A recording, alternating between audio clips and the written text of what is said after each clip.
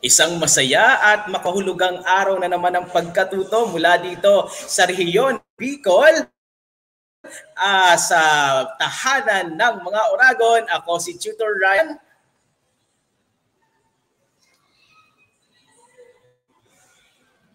Isang mapagpala at magandang hapon po sa ating lahat.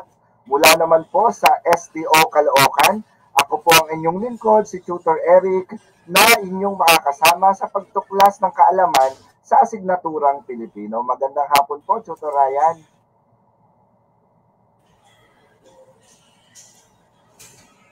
Sa isa na namang masaya at syempre laging punong-puno ng pagkatuto dito sa ating Itulay online tutorial at ating tatalakayin na naman ang Filipino 9 ngayong araw ng Miyerkules at tayo ay nasa ikalawang linggo na agad ng quarter 2. Tutor Eric, ang bilis ng panahon.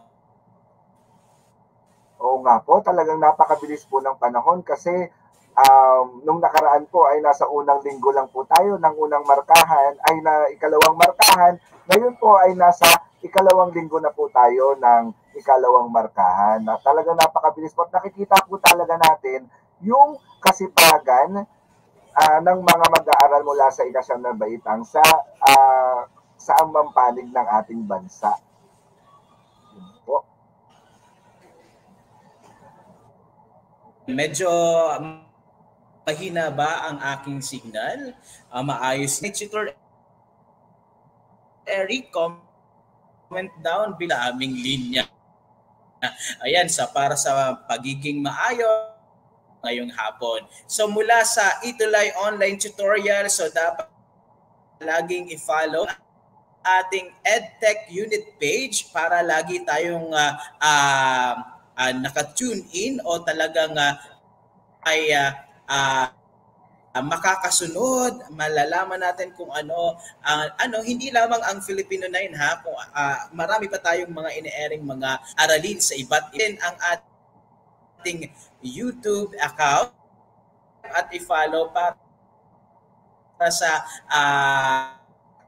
ating pag-e-ere ng mga less 2. Alright. So, okay lang ba, Tutor Eric? Malinaw ba ako napakikinggan? Ayun, medyo, Tutor Ryan, medyo paputol-putol po yung inyong linya. Medyo paputol-putol po yung boses ninyo, Tutor Ryan. Una, ikaw, maghahanap lang po ako ng maayos na signal. Alright? Sige po. Ayun, o sige. Sige naman, saan man panig ng ating bansa ay maayos ninyong napakikinggan at napanonood ang live natin ngayong hapon. Gusto ko pong lubusin ang pagkakataong ito para i-shoutout po ang lahat ng kaguruan sa STO Caloocan na pinangungunahan po ng aming Schools Division Superintendent na si Ginang Nerissa L. Losaria, Seso 6. Gayon din po ang aming mahal na punong guro sa mataas na paaralan ng Bagumbong. Walang iba po kundi si Ginoong Noel G. Kibuyin at ang puno po ng kagawarang Pilipino ng Bagumbong High School na si Ginang Eva Pastrana. Sa buong departamento po ng Pilipino ng Bagumbong High School, magandang hapon po sa inyong lahat.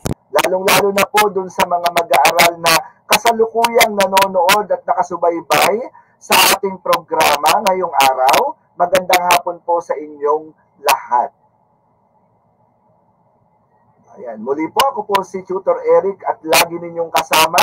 Kaming dalawa ni Tutor Ryan tuwing araw ng Miyerkules, alas 3 hanggang alas 3:40 ng hapon. Ayan. Tayo po ngayon ay nasa quarter 2, ikalawang linggo na po ng ating ikalawang markahan at ang pag-aaralan po natin ngayong araw ay tungkol sa panitikang Asyano na pabula. Ayun. Sasamantalahin ko po ang pagkakataon upang batiin po ang mga avid at active viewers natin ngayong araw. Yan. Si Cel Mendoza, good afternoon from Gutad National High School. Dayan Ancheta watching from Etchage West District. Doña Magdalena F. Gapud High School. Kenneth Salandanan, good afternoon po, watching from Gutad National High School. Magandang hapon din po. Ayan, ayusin ko lang din po yung aking audio.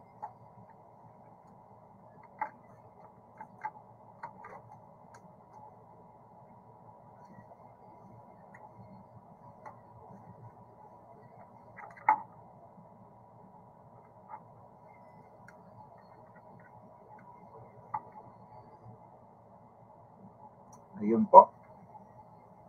Maayos na po ba akong napakikinggan at naririnig ng ating mga active listeners and viewers ngayong araw?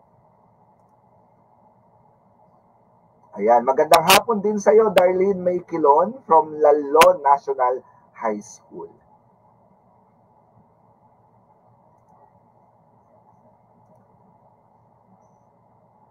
Ayan, isang pagbati po mula kay Tutor Eric dahil matagumpay ninyong naisakatuparan ang mga gawain kaugnay sa ating unang aralin ngayong ikalawang quarter. Ayan. Tayo po ngayon ay magbalik-aral tungkol sa tinalakay nating paksa nung nakaraang linggo, nung unang linggo natin ng ikalawang markahan. Ang pinag-aralan po natin nung nakaraang linggo ay tungkol sa tangka at haiku. Ang tangka po ay binubuo ng 31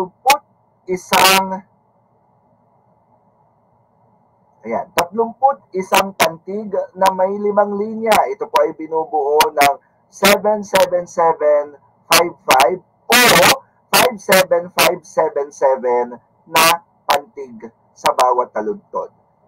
Yan. Ito po ay binubuo ng 31 pantig. Ayun. Ayusin po natin yung audio.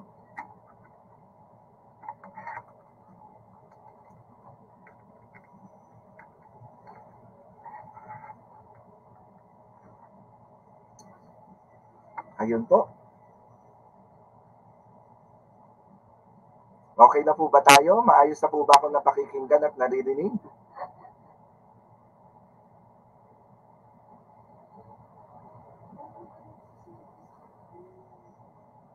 Ayan. Ayan. Para naman po sa ikalawang paksang tinalakay natin nung nakaraang linggo, tinalakay rin po natin ang tungkol sa haiku. Magandang hapon po, Tutor Ryan. Ayun, nakaabot pa po ako. So nakahanap ako ng medyo maayos na linya. Sige po, Tutor Eric, mamaya ako po ang magbabasa po ng ating aralin ngayong araw. Tutor Eric, sige lang po. Ayun po, kasalukuyan po tayong nagbabalik-aral tungkol sa paksang tinalakay natin nung nakaraang linggo. Nasa haiku na po ako. Yan, ang haiku po ay may 17 bilang ng pantig na may 3 linya lamang. At ito po ay binubuo ng 575, 557 na pantig sa bawat linya. Tinalakay rin po natin na kahit po magkabali-baliktad yung bilang ng pantig sa bawat taludtod, basta ito po ay binubuo ng 17 pantig sa kabuuan, ito po ay matatawag na haiku. Di ba, Tutor Ryan? Tumpak, Tutor Eric. Kaso medyo, Tutor Eric, medyo parang basag yung boses mo na narinig ko. Ewan ko kung sa akin lang ba. O, okay, ano, sige. O, sige, Tutor Eric, ako naman po mag-aayos. Wait lang, lang po yung aking audio. Po, basag. Okay po. Ayan, Tutor Eric. So hi sa lahat ng ating mga taga-subaybay sa ating Itulay online tutorial, sa lahat ng mga nanonood ngayon. Ayan, maligayang panunood at pagkatuto na rin sa parehong pagkakataon. Ngayon, sa pagtatapos ng ating online tutorial na ito, inaasahan na una, nakahihinuha ng damdamin ng mga tauhan batay sa dialogong napakinggan. Ikalawa, naiaantas ang mga salita batay sa tindi ng emosyon o damdamin. At ang ikatlong ating inaasahan sa araw na to ay nagagamit ang iba't ibang ekspresyon ng pagpapahayag ng damdamin. Alright, so good afternoon kay Brent Kevin Ilagan from Doña Magdalena Gafood High School. Hello sa lahat ng mga mag-aaral sa Gafood National High School. Freneline, Brent, Colleen Yun. From Pajardo 9, Indigo Francis National High School, at sa lahat pa nanonood. Alright, so yan ang tatlong inaasahang layunin ng ating aralin ngayong hapon. Tutor Eric, next slide po tayo. Kung nandyan ka pa po. Medyo nagkakaroon kami ng problema technically. Alright, so sige. So syempre, bago tayo magsimula sa araw na ito ng ating tatalakayin, kasi syempre sobrang excited na naman ako personally dahil napakaganda ng ating tatalakayin ngayong hapon na naman. Alright? So batiin muna natin at kilalanin ang SDO Coronadal City dahil sa kanila nagmula ang ating sanggunian, sila ang gumawa ng ating module at naghabi nito. Alright, maraming salamat at saludo po sa inyong lahat. Alright, Super Eric, maraming salamat. Alright, so syempre, batid kong handang-handa na ang bawat isa sa inyo. Lagi naman kayong handa Syempre, ayun, sisimulan na natin at talagang nasasabik na akong basahin sa inyo ang ating akdang tatalakayin o lunsarang akda bago ang pinakapaksa nating ngayong hapon. Alright? So, simulan na natin, Tutor Eric. Alright, ngunit bago yan, nais muna nating hanapin at salungguhitan ang kasing kahulugan na nakapaloob din sa pangusap ang may salungguhit na pangungusap.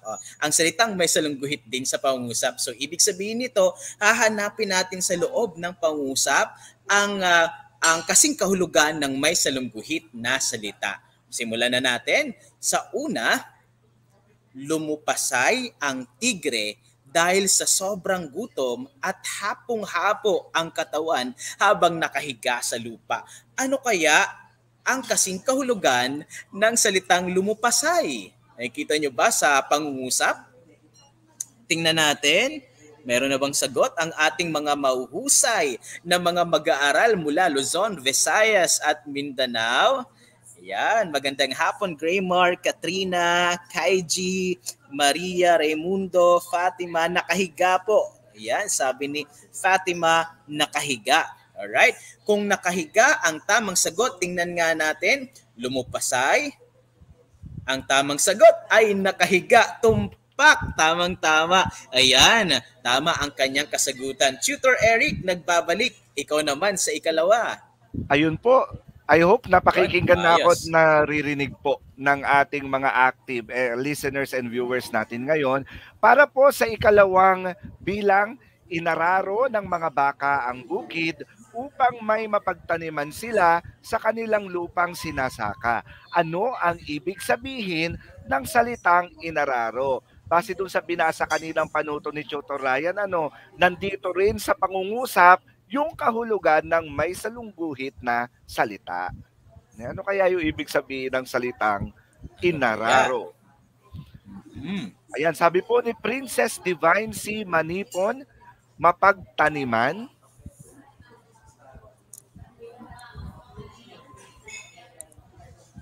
Pagtaniman kaya? Sinasaka? Ayon kay Grammar, kay Darlene, sinasaka? Talagang may question mark. Ayan, tingnan nga natin, Tutor Eric, kung tama ang kanilang mga naging kasagutan. Ayun po. Inararo. Ang tamang sagot ay sinasaka. Ang ibig sabihin ng inararo, ang salitang inararo ay sinasaka. Ayan. Inaararo o inararo. Alright. Sige, ikatlo. Para sa ikatlo, malumanay at walang ligoy na nagsasalita ang kuneho na tila dahan-dahan itong naiintindihan ng tigre. Ano kaya ang kasing kahulugan ng salitang malumanay na nakikita natin sa binuong pangungusap? Tingnan nga natin ang kanilang mga sagot. Ayun, alam ko pong nagpa-type pa yung iba ng kanilang sagot. Sabi po ni Angel, Tutor Ryan, sabi po ni Angel Jade, Paule Kaliwag, dahan-dahan. Dahan-dahan. Dahan-dahan lang. Dahan-dahan lang. Sabi naman po ni Angel de la Peña, dahan-dahan. Sabi rin po ni Darlene Maykilon, dahan-dahan lang daw. Ayan, Jemar Valiente. Tama nga, kaya malumanay, dahan-dahan. Ikaw ba'y dahan-dahan din sa iyong pagsasalita? Malumanay. Tingnan natin, malumanay, dahan-dahan, tumpak ang kanyang kasagutan. Palakpakan para sa inyong sarili. Nakatatlong tamang sagot na kayo. At para sa pang-apat, Tutor Eric. Yan. Para po sa pang-apat na pangungusap, humingi ng tulong ang tigre sa taong nakadungaw sa kanya na agad naman itong nakakaramdam ng pangamba habang nakatingin sa hukay na kinalalagyan nito. Ang salitang may salungguhit sa ika-apat na pangungusap ay nakadungaw. Ano kayang ibig sabihin ng salitang nakadungaw? Tutor Ryan, binabasa ko pa lang yung pangungusap, may sagot na sila. May sagot na agad. Tingnan nga natin, sabi ni Angel, nakatingin. Darlene, nakatingin. Agbayani, nakatingin. Alright, so ayun, magandang hapon din sa ating mga kararating lang. Nakatingin, sabi kay Fatima. So parerehas ang kanilang kasagutan. Nakadungaw, ito nga kaya ay meron kasing kahulugan na nakatingin. Tama, nakatingin. Ayan, ang husay. At para sa ikalima, bilang panghuling ating pangungusap, o malalalim na salita, labis ang pagsusumamo ng lalaki upang hindi kainin ng tigre. Ngunit kahit anong pagmamakaawa, gusto pa rin siyang sakmalin nito. No? Pa rin, dapat magkahiwalay yung salita na typographical tayo dyan. Alright, sige. Ano kaya ang kasing kahulugan ng salitang pagsusumamo na makikita rin natin sa loob ng pangungusap? Sabi ni Kayla, pagmamakaawa, Darlene, pagmamakaawa, ayan. Nakakatawa tong mga Tutor Ryan, no? Meron pa talagang tandang pananong, pero mga tama naman yung mga kasagutan nila. Ibig sabihin nito, hindi ganun sila kasigurado, kaya patanong yung kanilang ginagamit, tandang pananong. Pero tingnan natin, Tutor Ryan, alam kong tama yung sagot. Tingnan nga natin, Tutor Eric. Di ba? Pagmamakaawa, di ba? Ang huhusay ng ating mga mag-aaral sa Filipino 9. Yan, tumpak ang inyong mga naging kasagutan. So ibig sabihin nito ay mas madali nating mauunawaan ang nilalaman ng akdang tatalakayin ngayong hapon. Kaya palakpakan ninyo ang inyong sarili. Alam kong nasagutan nyo ng maayos ang ating panimulang gawain. Ngunit gayon man o gayon pa man sa mga hindi nakasagot ng tama o 5 tamang sagot, ayos lamang yan. Ano? Dahil uunawain natin ang buong konteksto, ang buong nilalaman ng ating kwento ngayong hapon. Pagpatuloy tayo. Yan. Alam po natin na mas mabilis na nilang matututuhan yan dahil nalaman na nila yung mga kahulugan ng mga malalalim na salita na gagamitin sa pabula. Yan. Tama. Alright. So ang akdang tatalakayin natin ngayon ay nagmula sa bansang Korea. Ito ay pabula na may pamagat na ang hatol ng kuneho na isinalin sa Filipino ni Vilma C. Ampat. Excited ka na ba, Tutor Eric? Basahin natin ang kwentong Ang Hatol ng Kuneho. Oo naman, Tutor Ryan, excited ako. Excited naman ako lagi pagdating sa pagbabasa ng mga kwento. Yes. Ayan. Siyempre, oo. At gayon din, sigurado ang ating mga mag-aaral sa Filipino 9. Kaya simulan na natin ang hatol ng kuneho. Isinalin sa Filipino ni Vilma C. Ampat. Noong unang panahon, nang ang mga hayop ay nakapagsasalita pa, may isang tigreng naghahanap ng pagkain sa gubat. Sa kanyang paglilibot, nahulog siya sa napakalalim na hukay. Paulit-ulit na sinubukan ng tigre ang makaahon.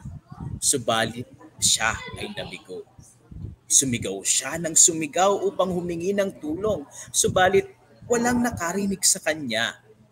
Kinabukasan, muling sumigaw ang tigre upang humingi ng tulong hanggang mapaos.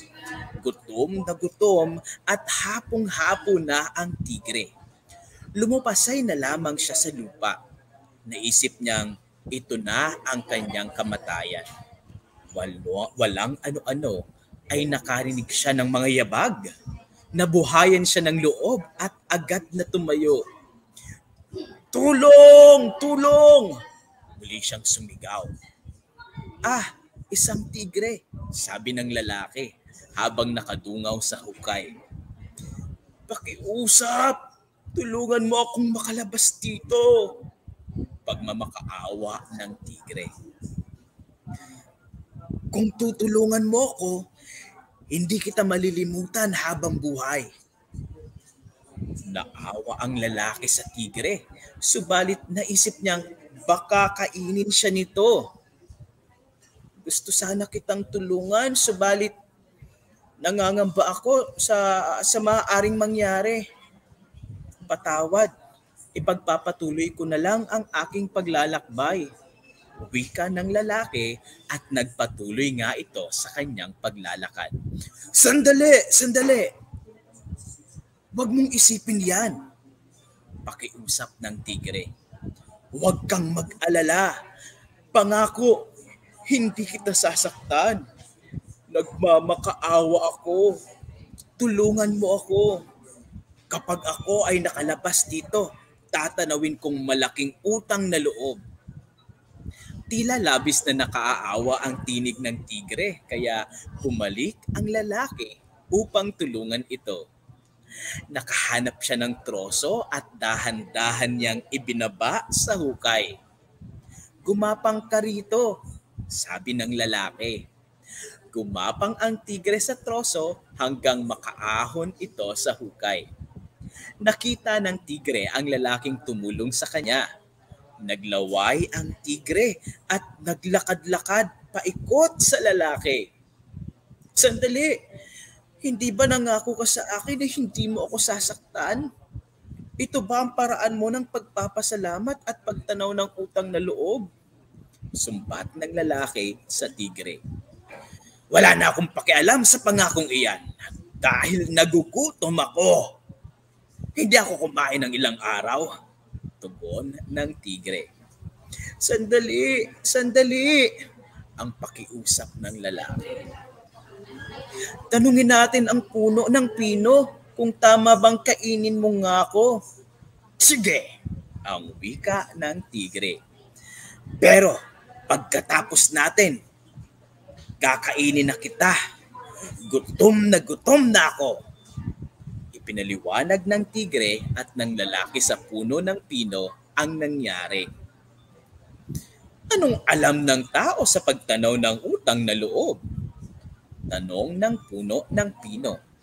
Bakit ang mga dahon at sanga namin ang kinukuha ninyo upang mapainit ang inyong mga tahanan at maluto ang inyong pagkain? Mga taon ang ibinibilang namin upang lumaki. Kapag kami malaki na, pinuputol nyo kami. Ginagamit nyo kami sa pagtatayo ng inyong mga bahay at pagpapagawa ng inyong mga kasangkapan. At isa pa, tao rin ang humukay ng butas na iyan. Utang na loob. Huwag ka nang magdalawang isip, tigre. Sige, bawiin mo ang iyong gutom. O anong masasabi mo doon? Tanong ng tigre habang nananakam at inuhusuan na ang lalaki. Sa mga sandaling iyon ay dumaan ang isang baka. Hintay! Hintay! Pakiusap ng lalaki. Tanungin naman natin ang baka sa kanyang hatol. Sumang-ayon ang tigre at ipinaliwanag nila muli sa baka ang nangyari. Hiniling ng dalawa ang opinyon ng baka. Saganang akin, walang duda sa kung ano ang dapat gawin. Wika ng baka sa tigre. Dapat mo siyang kainin. Tingnan mo. Mula nang kami ay maisilang, naglilingkod na kami sa mga tao. Kaming mga baka ang nagbubuhat ng mabibigat nilang dalain. Inaararo namin ang bukid upang mapakapagtanim sila. Subalit ano ang ginagawa nila kapag kami ay tumanda na?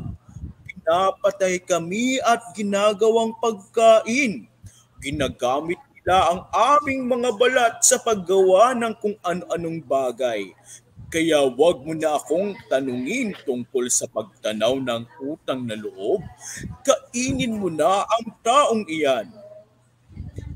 Tingnan mo, lahat sila ay sumasang-ayon sa akin. Kaya humanda ka na sa iyong papatay. Bigyan ng tigre habang bumubelo upang sakmalin ang lalaki. Alam na ng lalaki na ito na nga ang kanyang katapusan. Nang biglang dumating ang lumulukso-luksong kuneho. Sandali, tigre! Sandali! Sigaw ng lalaki. Ano naman? Singhal ng tigre. Pakiusap. Bigyan mo pa ako ng isa pang pagkakataon. Tanungin natin ang kuneho para sa kanyang hatol kung dapat mo ba nga akong kainin. Walang kwenta! Alam mo na ang sagot niya. Pareho lang sa sagot ng puno ng pino at ng baka. Pakiusap, parang awa mo na. Pagsusumba mo ng lalaki. Sige, pero huli na ito ha. Gutom na ako. Sagot ng tigre. Isinilaysay nga ng tigre at ng lalaki ang nangyari. Matamang nakinig ang kuneho. Ipinikit ang kanyang mga mata at ipinagalaw-galaw ang kanyang mahabang tenga. Pagkalipas ng ilang sandali, muli niyang idinilat ang kanyang mga mata. Malumanay at walang ligoy na nagsalita ang kuneho. Naiintindihan ko ang inyong isinalaysay. Subalit, kung ako ang magpapasya at pagbibigay ng mahusay sa hatol o mahusay na hatol, dapat tayong magtungo sa hukay. Muli ninyong isalaysay sa akin ang nangyari. Ituro ninyo sa akin ang daan patungo doon. Wika ng kuneho. Itinuro ng tigre at ng lalaki ang hukay sa kuneho. Tingnan natin. Sabi mo, nahulog ka sa hukay at ikaw naman ay nakatayo doon sa itaas. Wika ng kuneho sa tigre at sa lalaki. Pumunta kayo sa mga posisyon nyo noon upang mapag-isipan ko ng mabuti ang aking hatol. Tumalon agad ang tigre nang hindi nag-iisip. Ang nais lamang niya ay matapos agad ang usapan nang makain na niya ang tao. Ganito ang kalagayan ninyo noon. Ikaw, tigre, ay nahulog sa hukay at hindi makaahon. Ikaw naman, lalaki, narinig mo ang paghingi ng saklolo kaya tinulungan mo ang tigre. Ngayon, maaari na akong magbigay ng aking hatol. Ang problemang ito ay nagsimula ng tulungan ng tao ang tigreng makalabas sa hukay. Paliwanag ng kuneho na tila may ibang kausap. Sa ibang salita, kung ang tao ay hindi nagpakita ng kabutihan at iniwan ang tigre sa hukay, walang naging problema. Kaya naisip ko na magpatuloy ang tao sa kanyang paglalakbay at dapat na manatili ang tigre sa hukay. Magandang umaga sa inyong dalawa. Wika ng matalinong kuneho at nagpatuloy nga sa kanyang paglukso. At diyan nagtatapos ang ating kwentong pabula na Ang Hatol ng Kuneho, isinalin sa Filipino ni Vilma C. Amban.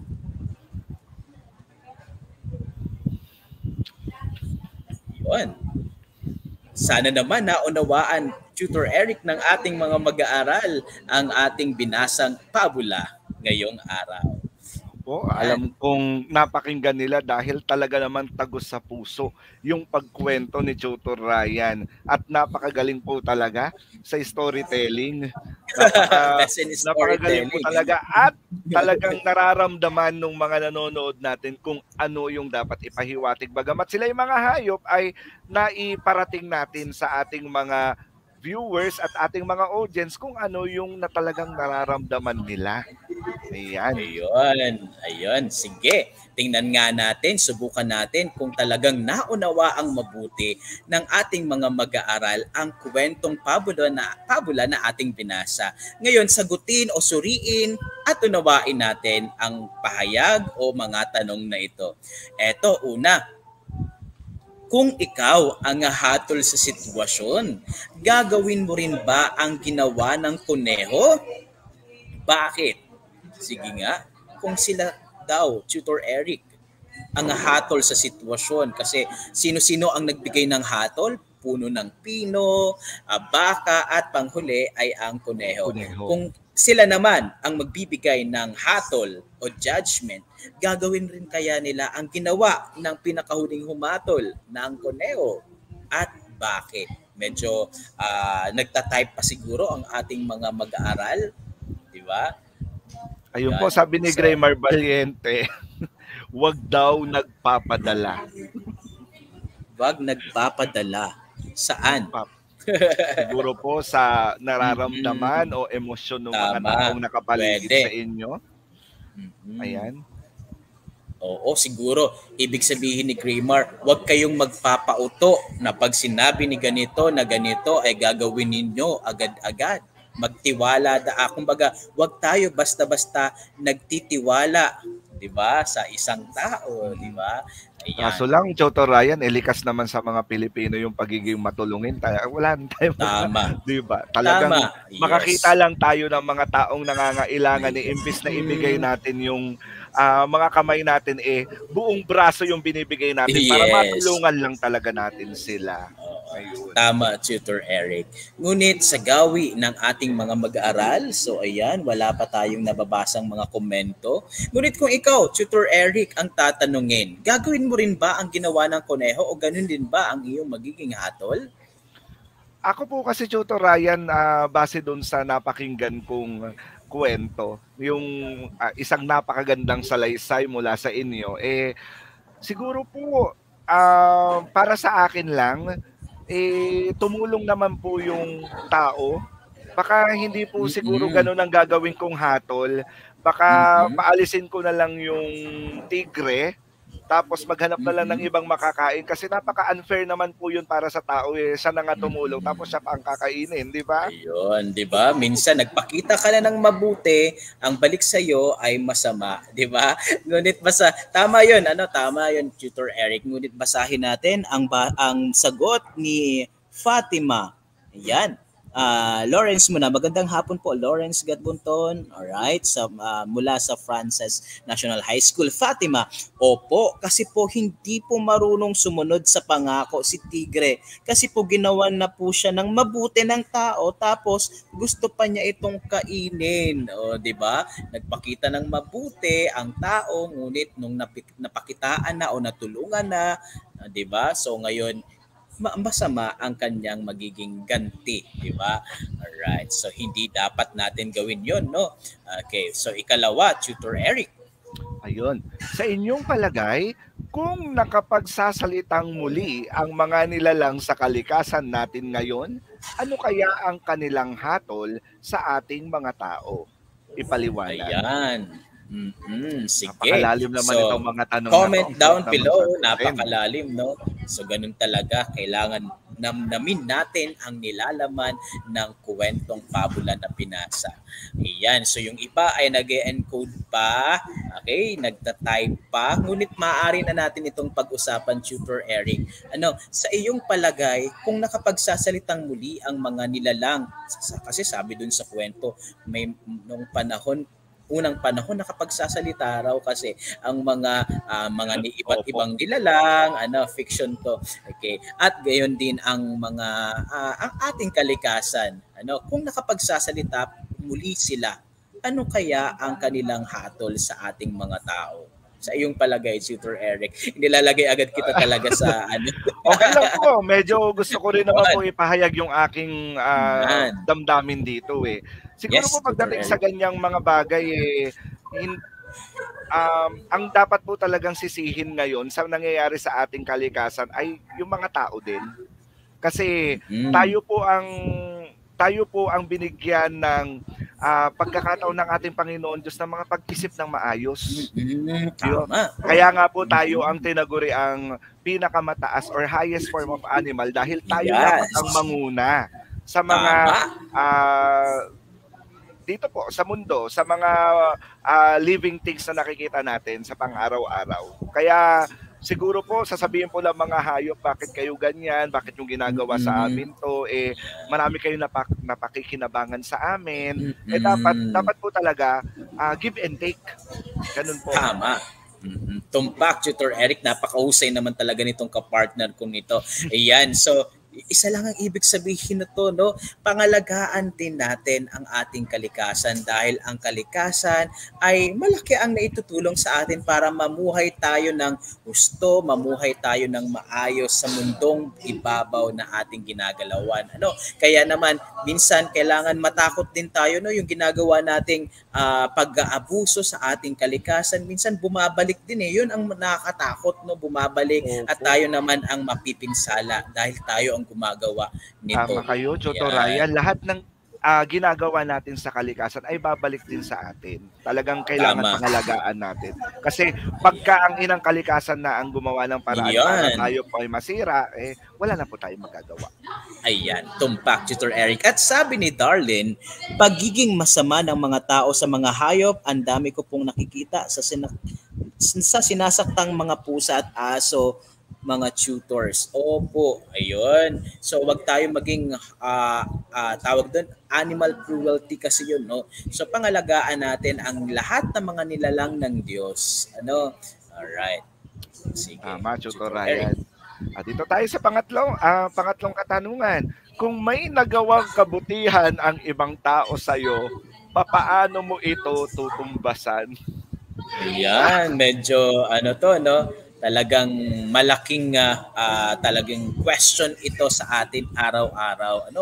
Na kung may nagawang kabutihan ang ibang tao sa atin, paano kaya natin ito tutumbasan, sa paanong paraan? So balik tayo dun sa kwento, paano ba tinutumbasan ng tigre ang kabutihan ng tao? 'Di ba? So hindi dapat, kumbaga sabi nga natin kanina, kung may pinakitang maganda ang kapwa natin, dapat maganda din ang ibalik, sabi nga, 'di ba? Okay, so paanong kaparaanan, ibalik natin ulit ito kay Tutor Eric. Kung ikaw, Tutor Eric, may nagawang kabutihan ang ibang tao sa iyo, paano mo ito tutumbasan habang hindi pa sumasagot? Yan. Sabi ni Fatima, opo, basahin mo, Tutor Eric, may sinabi agad si Fatima. Ayan, sa paggawa rin po ng mabuti sa iba. Ayan, tama naman si Fatima. At kung ako po ang tatanungin nyo, Tutor Ryan, siyempre, kung pakikitaan ka at gagawan ka ng kabutihan, pakitaan mo rin ng kabutihan. Kasi tulad nga nung narinig kong quotation sa English na you can never go wrong with kindness. Kahit kailan hindi ka magkakamali kung ikaw ay gumagawa ng mabuti sa iyong kapwa. Talaga naman, mabuti. At gayon din ang respeto. Kung marunong kang rumispeto, re-respetohin ka din.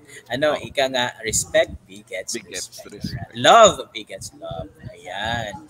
So ngayon, dako tayo sa pabula dahil ang binasa nating kwento ay isang pabula, tinuturing na pabula. Ngayon, ano kaya ang pabula, Tutor Eric?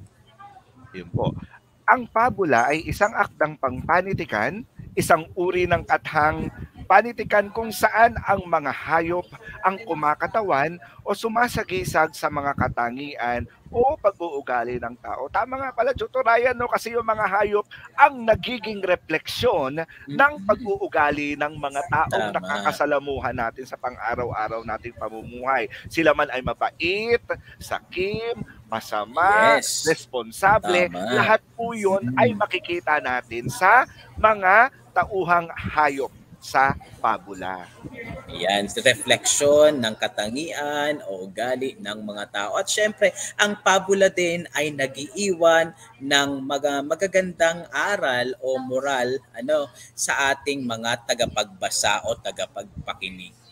Yan ang pabula. Yun po talaga yung salamin ng lahi ng mga Pilipino. Talagang nakikita natin kung ano ba yung mga positive o positibong kaugalian ng mga Pilipino, lalong-lalo na dito sa mga akdang pampanitikan na binabasa natin.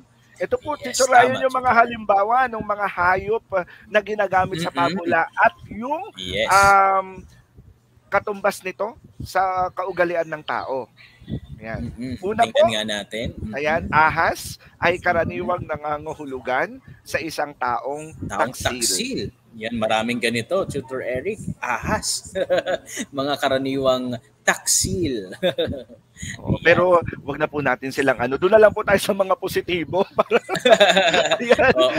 Oo. Yan, sige. Tulad po ng pagong. Pagong? Anong meron, Tutor Ryan? Merong mga pagpagong naman, sinisimbolo nito kasi ang pagiging makupad, kung naalala ninyo, si Pagong at si Matsing. Diba? Yan. Pagkaraniwang tauhan yan sa ating mga pabula. Kalabaw, Tutor Eric. Ang kalabaw ay matyaga.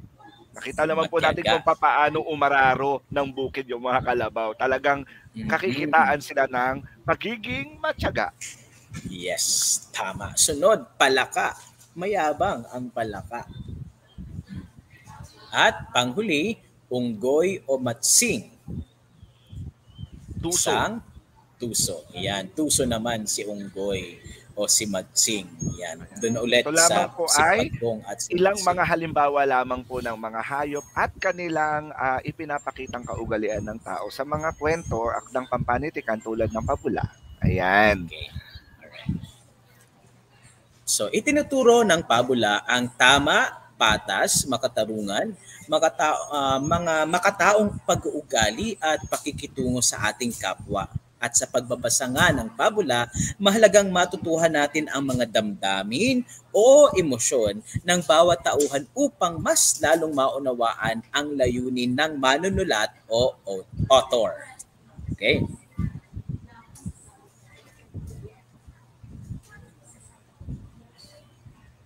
Ayan, Tutor Ryan. Ayan. Alam nyo ba na ang pagpapasidhi ng damdamin ay isang uri ng pagpapahayag ng saloobin o emosyon sa paraang papataas ang antas nito? Nagagamit ito sa pamamagitan ng pag-iiba-iba ng mga salitang may ugnayang sinonimo. Ayan. Medyo na ako doon . Yan. Pagpapasidhi. Nandun tayo sa pagpapasidhi ng damdamin o emosyon. Bagamat magkakaparehas naman ang kanilang mga kahulugan pero may iba't ibang level. Tingnan nga natin ang mga ibinigay na halimbawa. Mga salitang nagpapahayag ng damdamin na magkakatulad ngunit may pagkakaiba-iba sa antas. Tulad ng lungkot. Diba? Alam natin ang lungkot. Naging pighati at naging hinagpis. Bilang pinakamasidhing damdamin ng kalungkutan, pag hinagpis. Sunod, damot, ganid, sakim. Yon. Tutor Ryan, ito pala yun. Kasi meron ako nakitang thread na ganyan sa mga estudyante ko sa asignaturang Pilipino na kapag hindi sila nakapagpasa ng module at wala silang grade, ganyan, sunod-sunod na sinasabi nila, nako, patay, hindi ako nakapagpasa ng module. Lungkot, pighati, hinagpis. Yung pala yun. Sa level ng nararamdaman ng tao. Yes, at ang pinakamalala nga ay yung paghihinagpis, di ba? Kalungkutan, pighati, hinagpis kapag tayo ay nawalan ng minamahal sa buhay, tayo nalulungkot, nagpipighati at paghinagpis lalo tigit kung hindi natin matanggap, di ba? Ito naman sa mga politiko, maramot o madamot, ganid, lalo tigit ang pagiging sakim. Yon, mahirap yun sa isang tao na maging sakim ka.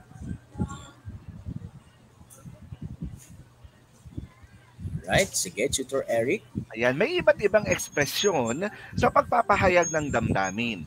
Una, mga pangungusap na padamdam. Alam naman natin na ang mga pangungusap na padamdam ay nagpapahayag ng matinding saloobin o matinding damdamin at ito ay ginagamitan ng bantas na padamdam o tandang padamdam. Ito ang mga halimbawa. Exclamation point.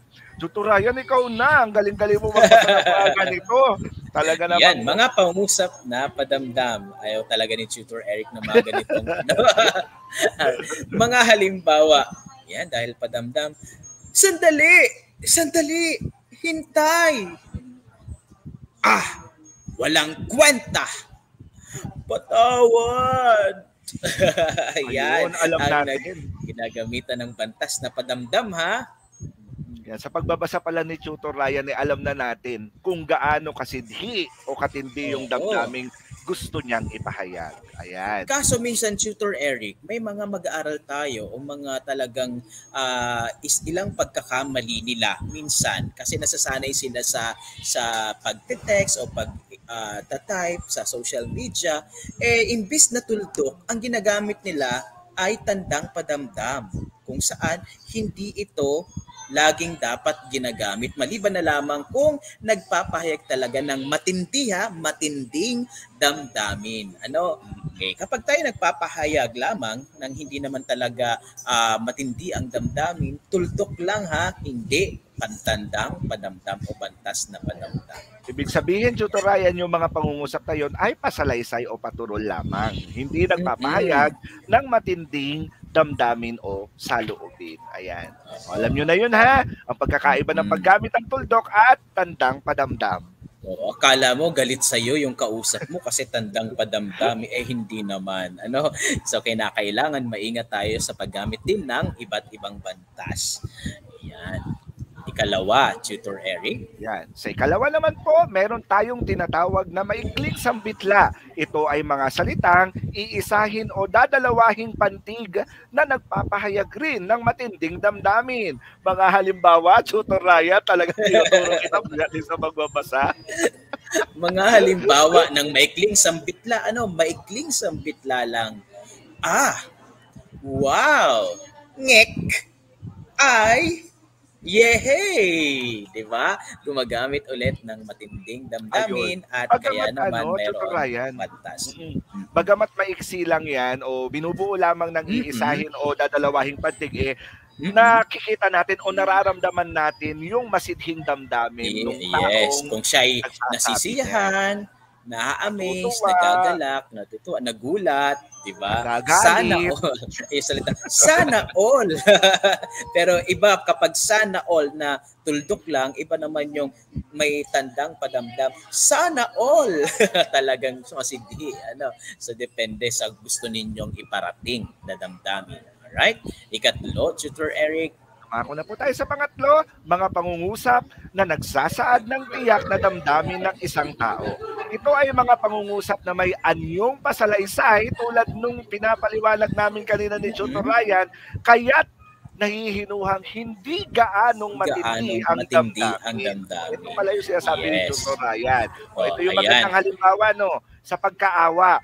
Labis na nakakaawa ang tigre, kaya bumalik ang lalaki at tinulungan siya. Yan. Muli, pangungusap na nagsasaad ng tiyak na damdamin kasi sabi niya labis na nakaawa, ngunit hindi naman gumamit ng tandang padamdam o bantas na padamdam. Ang pangusap ay may anyong pasalaysay, ngunit nahihinuhang hindi gaano matindi ang damdamin. Right? Tandaan din natin na kapag ang pangungusap ay pasalaysay, ito po ay nagtatapos sa tuldok at hindi po sa tandang padamdam. Alright? Ika-apat, mga pangusap na nagpapahiwatig ng damdamin sa hindi diretsahan paraan. Mga halimbawa, una, naglaway ang tigre habang naglakad paikot sa lalaki. Ikalawa, sige tigre, pawiin mo na ang iyong gutom. Mga pangusap na nagpapahiwatig ng damdamin sa hindi diretsahang paraan. Hindi diretsahan. So, ibig sabihin, nung unang halimbawa, naglaway ang tigre habang naglakad paikot sa lalaki. So, ibig sabihin, takam na takam siya, naglalaway siguro. Tutor Ryan. Yun yung damdamin. May nakatagong kahulugan, Tutor Ryan. Kahulugan, yes. Tumpak, Tutor Eric. Tandaan nyo yan, ha? Kalima. Ayun. Kalima, mga salitang naglalarawan para sa pagpapahayag ng damdamin ng tao. Mga halimbawa, gutom na at hapong-hapo na ang tigre. Ikalawa, malumanay at walang ligoy na nagsalita ang kuneho. Okay. Inilalarawan. Gutom, malumanay, yan, paglalarawan. Ng nararamdaman ng tao. Yes. Yan ang ikalima. At meron pa tayong ika-anim, mga patalinghagang pagpapahayag ng damdamin o saloobin ng tao. Ang mga halimbawa ay tulad ng una, tumindig ang aking balahibo nang nakita ko ang malaking ahas. Kalawa, nasusunog na ang balat ko sa araw. Anong ibig sabihin nito? Dahil nga sabi, mga patalinhagang pagpapahayag ng damdamin o saloobin ng tao, tumindig ang aking balahibo nang nakita ko. Anong ibig sabihin nito? Siya ay natakot, nagulat. Ayan. Nanindig balahibo kasi, no? Okay, nasusunog na ang balat ko sa araw. Anong ibig sabihin nito? Napapaso siya, malanit, di ba? Yun yung nararamdaman niya. Yun. Hindi na po natin kailangan tanungin. Alam ko pong naunawaan ng mga active listeners and viewers natin ngayon yung aralin natin ngayong araw. Sa galing ba naman ng pagpapaliwanag at pagsasalaysan ni Tutor Ryan? Talaga naman. At syempre ni Tutor Eric. Ayan. Yan, syempre malaya kayong magtanong sa ating sa ating comment section at magpahayag kung talagang naunawaan ninyong mabuti ang ating aralin ngayong araw. Bilang pangwakas na pagtataya ay susubukin na natin kung talagang naunawaan ninyo ang ating aralin ngayong hapon. Kaya bilang panuto, basahing mabuti ang bawat pahayag at isulat lamang ang tamang titik ng pinakatamang sagot sa ating comment section. Alright? So sige. Para sa unang tanong, sige, Tutor Eric. Ayan. Unang tanong, Mirna, halika na. Bilisan mo at aalis na tayo. Beth, hindi na lang ako tutuloy. Mukhang ayaw ninyo naman akong kasama. Ito ba ay pagtatampo, pagmamalasakit, paghanga o pagkamahiya? Ano kayang damdamin ang ipinahayag ni Beth?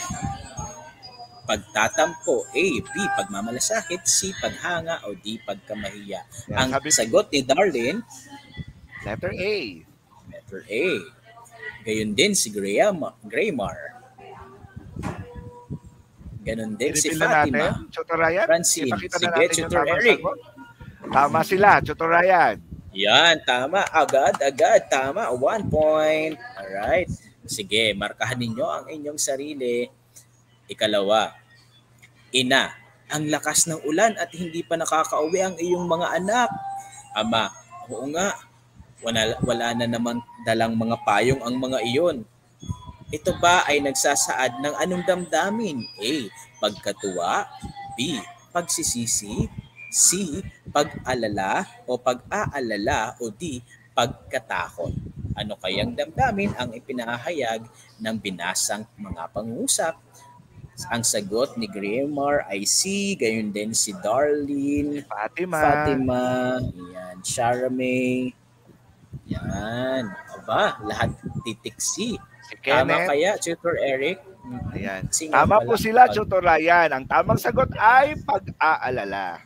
Sino ba namang nanay, tatay ang hindi mag-aalala sa kanilang mga anak? Alright? So, sa ikatlo,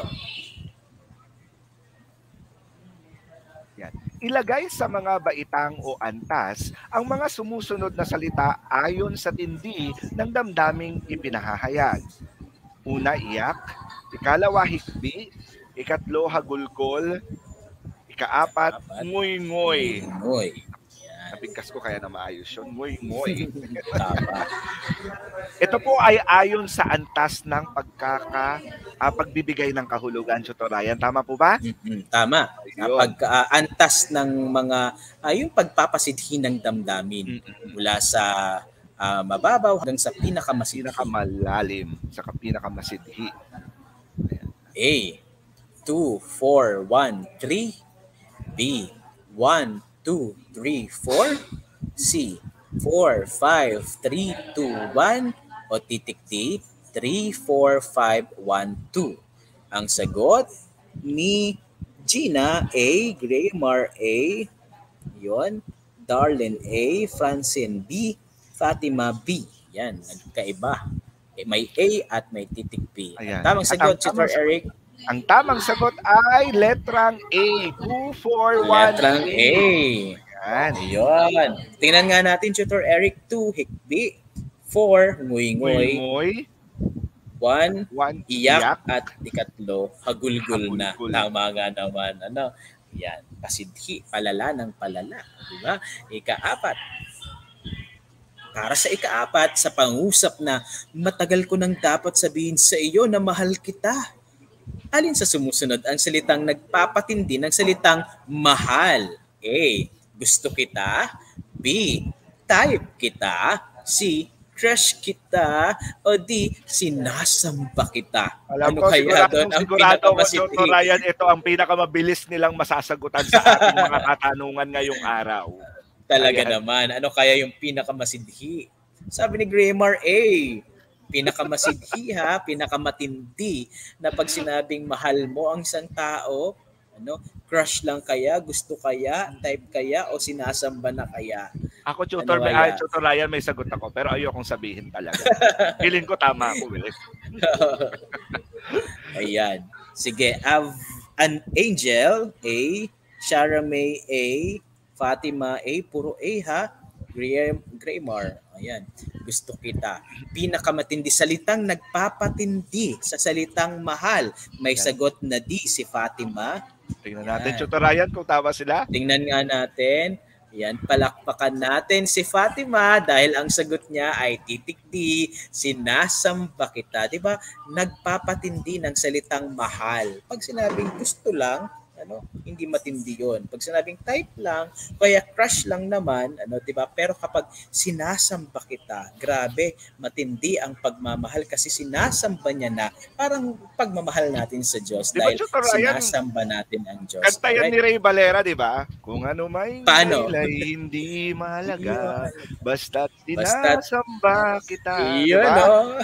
Akit ang boses ko sa Ryan, pero yun talaga yung sabihin nun. Sinasamba. Tama, Tutor Eric.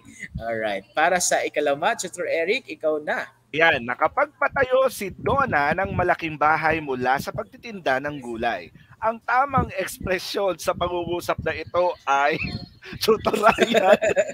Ikaw din ang sinurog ko. A. Wow. B. Naku po. C. Yehey! D. Ngek. Ano kaya ang tamang sagot, Tutor Eric? Nakapagpatayo si Donna. Ano kaya ang reaksyon ni Marites dahil si Donna nakapagpatayo ng bahay? Dahil alam ko tamang sagot, Tutor Ryan. Si Marites. Sige nga, tingnan natin. Si Marites yan.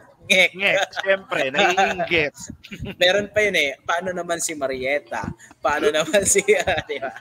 Okay, Ryan, nakita ko yung thread na yan Kaya natatawa ako. Ayan. Ayan, sige. Ang sagot nila ay A, karaniwan naman A. Sabi ni Kenneth, A. Wow, syempre talaga naman. Tingnan nga natin, Tutor Eric, ang tamang sagot. Ang sagot ay wow! Sila ay namang. Pwede rin namang yehey.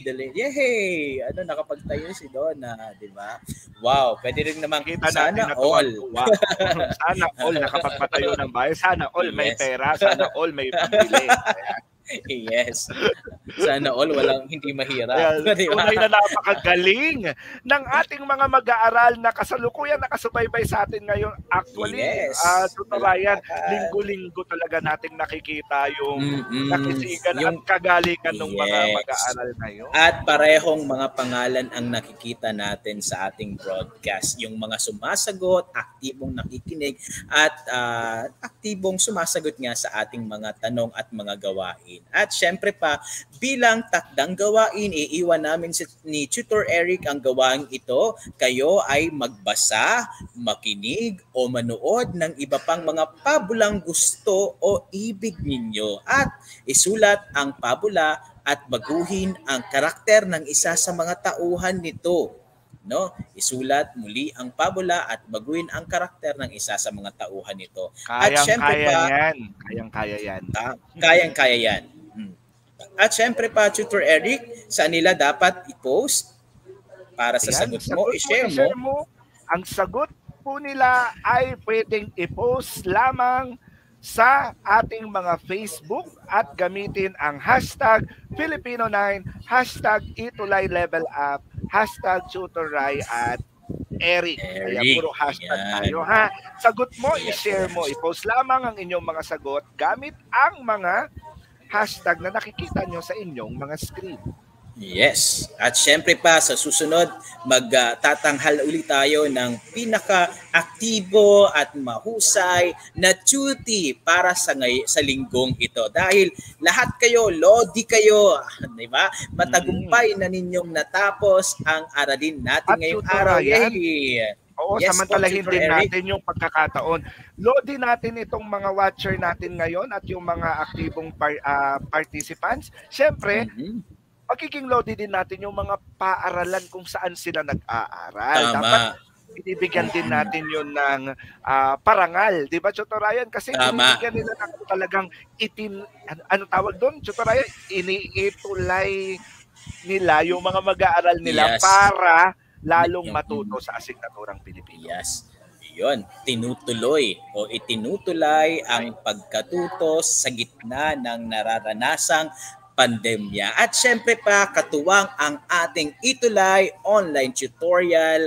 Dito lamang sa Filipino 9, kami ang inyong mga tutor na laging nakakasama tuwing araw ng Miyerkules at laging kaakbay para sa pagkatuto ng ating Filipino 9. Muli, mula sa division ng Camarines Sur Region 5, ako si Tutor Ryan. At mula naman po sa SDO Caloocan, ako po si Tutor Eric na nagsasabing sa asignaturang Pilipino, kami ang mga karamay nyo. Ayan. Para po sa susunod maraming salamat. Patutunghayan ngayong hapon ay walang iba kundi ang mahuhusay at magagaling na tutor mula sa Filipino 10, si Tutor Pam from SDO Caloocan at si Tutor Donna mula sa SDO Las Piñas.